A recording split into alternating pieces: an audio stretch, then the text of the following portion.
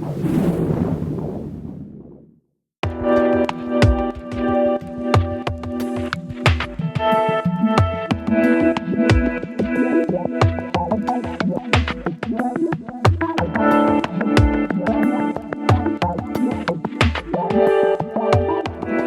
good morning, everybody. How y'all doing? Pretty good here, and welcome to the channel. Just got back from a little cruise in the Tacoma here that we're sitting in right now, and I wanted to get on and talk about the tires that are on this truck, what I put on this truck. Recently, I did a lift. It was a 3.2 ready lift, and I put on some fuel wheels and Nitto Ridge Grappler tires. Now, these are the 295 55 R20s. Pretty aggressive tire, cool looking tire, love the looks of it. Like I said, very aggressive looking. But I was out yesterday actually driving around. It was like a misty, rainy, cold day, and I was in traffic at a stoplight, fairly busy, and turning left. So the light turns green, I turned left, and the rear end actually broke free. I was surprised. Kind of shocked, actually. Haven't felt that in a long time in any vehicle, really. I mean, the Honda's front-wheel drive, never had that happen in the Tundra. It wasn't until when I had the Ram Rebel that I actually had that happen, and it happened regularly. That truck had Toyo Open Country, I think AT2s on it, I believe, an all-terrain tire. Fairly similar, not nearly as aggressive as the tires that I have on the truck now. But a pretty aggressive, what I'll call a hybrid tire, you know, designed to work both on and off-road. Much more so than the tires that they put on, say, the Tundra, which was an off-road truck. So, I was really surprised. I thought, or had thoughts rather, like I mentioned, going back to that Ram Rebel, and I hated the tires on that truck. I really did. I really didn't care much for the appearance, and they broke free practically all the time. So I got to thinking, you know, did they mess up? Did they stuff a V8 in my Tacoma and I just don't know it? Do I have that much torque? Is it possible? Of course not. So then I started to think, well, what's it going to do in a straight line in these kind of conditions? You know, if I give it just a little bit more gas. You know, I wasn't going to floor it or anything. I'm not looking to peel out, but let's just say that I wanted to take off a little quicker for some reason because, I don't know, I wanted to beat the guy beside me to get over in his lane or whatever, you know. So, the next stoplight that I got to, I gave it a bit more gas. And sure enough, they broke free again. I really couldn't believe it. So, that leads to the question, I guess, am I happy with these tires and why do they do that? Well, I think they do it because of the rubber compound that they use. I think it's since it is a more aggressive tire, I think the rubber that they're using in them is a little bit firmer, stiffer. It's not as soft as some of the other tires out there, like probably the OEM just regular tires, you know, the Goodyears or whatever that you'd have on the truck when you buy it without replacing anything, like what I had on it before. I think they might have been Michelin's, I'm not sure, whatever they were, like what is on the Jeep right now. You don't have that issue because they really are more designed for pavement driving, I guess. Yeah, you can drive them off-road. I mean, I could drive the Type R off-road if I wanted to, and it has a soft rubber compound. You wouldn't want to do it long, but you could. So, am I happy with them then?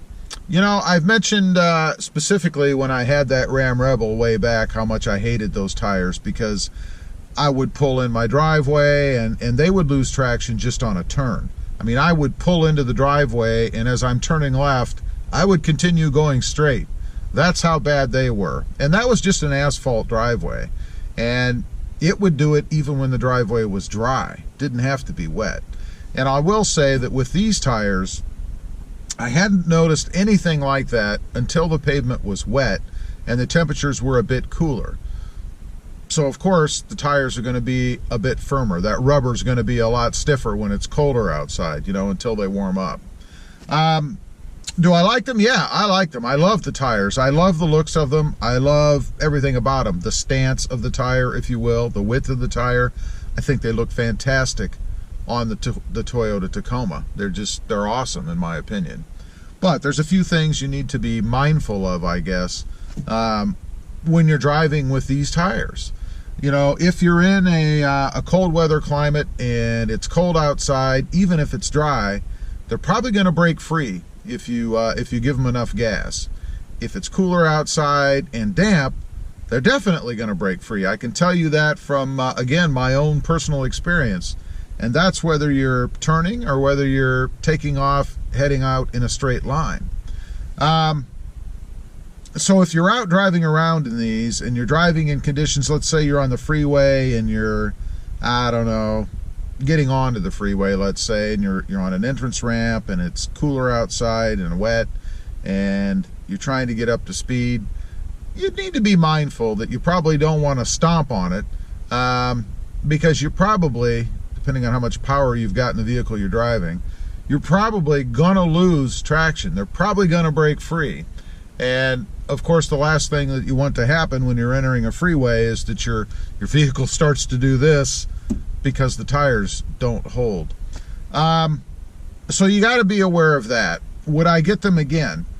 There's no question. I don't think that I would.